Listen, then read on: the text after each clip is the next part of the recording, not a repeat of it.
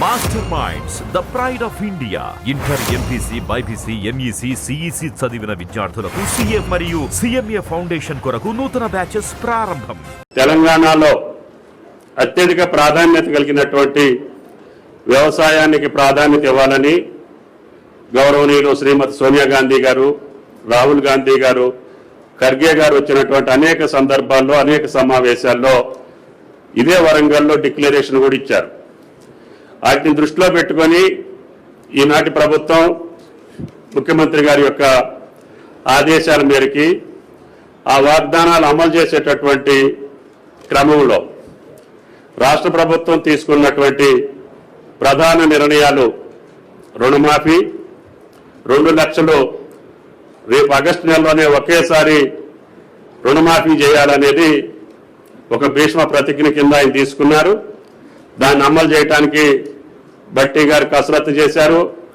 రేపు ఎల్లుంట్లోనే దానికి సంబంధించినటువంటి విధి విధానాలు రూపకల్పన జరుగుతుంది.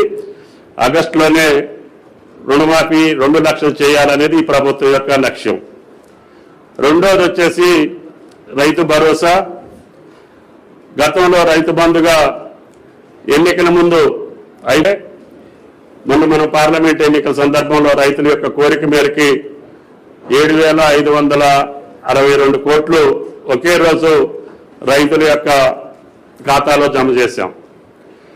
ఈ 2 పథకాలతో పాటు మళ్ళీ మనం రైతు భరోసా చేయాలంటే గతంలో జరిగినటువంటి రైతు బంధులో జరిగినటువంటి పద్ధతుల్ని రైతులకు ఏ రకంగా ఉపయోగపడ్డాయి, భవిష్యత్తులో మనం దీన్ని ఏ రకంగా చేయాలి అనేటటువంటి రైతుల అభిప్రాయం కోసమే ఎంపీసీ, బైపీసీ విద్యార్థులకి ఒక వరం సిఏ, సిఎంఏ కోర్సులు. సిఏ, సిఎంఏ చదివే విద్యార్థుల్లో 40% మంది ఎంపీసీ మరియు బైపీసీ విద్యార్థులే. మాస్టర్ మైండ్స్ ఈ రోజు ఈ సమీక్షను పెట్టుకున్నాం.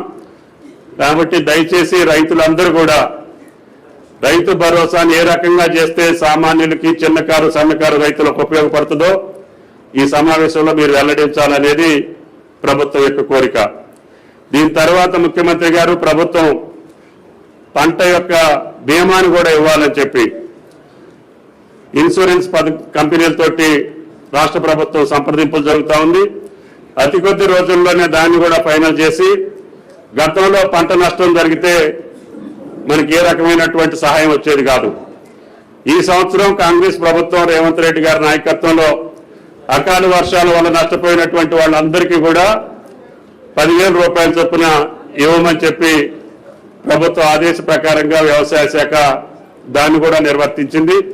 భవిష్యత్తులో ఆ పద్ధతి కాకుండా పంట నష్టపోయిన ప్రతి ఒక్కరికి పంట బీమా రావాలి అంటే అందరి యొక్క విస్తీర్ణాన్ని మనం బీమా చేయాల్సినటువంటి అవసరం ఉంది.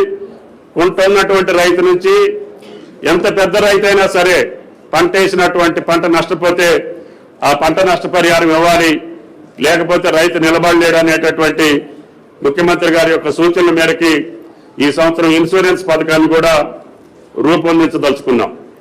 ఈ రకంగా గతంలో ఉన్నటువంటి అప్పులు తీర్చుకుంటూనే విత్తనాలు కానీ ఏ కొరత లేకుండా, ఎరువులకి కూడా ఏ కొరత లేకుండా ఈ ప్రభుత్వం రైతులకు సర్వసన్నద్ధంగా అన్ని కార్యక్రమాలు పూర్తి చేసింది.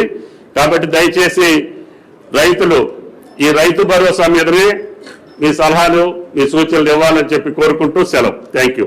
మరిన్ని వీడియోస్ కోసం ఛానల్ ని సబ్స్క్రైబ్ చేయండి. లేటెస్ట్ అప్డేట్స్ కోసం వాట్సాప్ ఛానల్ ని ఫాలో చేయండి. అండ్ లింక్ డిస్క్రిప్షన్ లో ఉంది.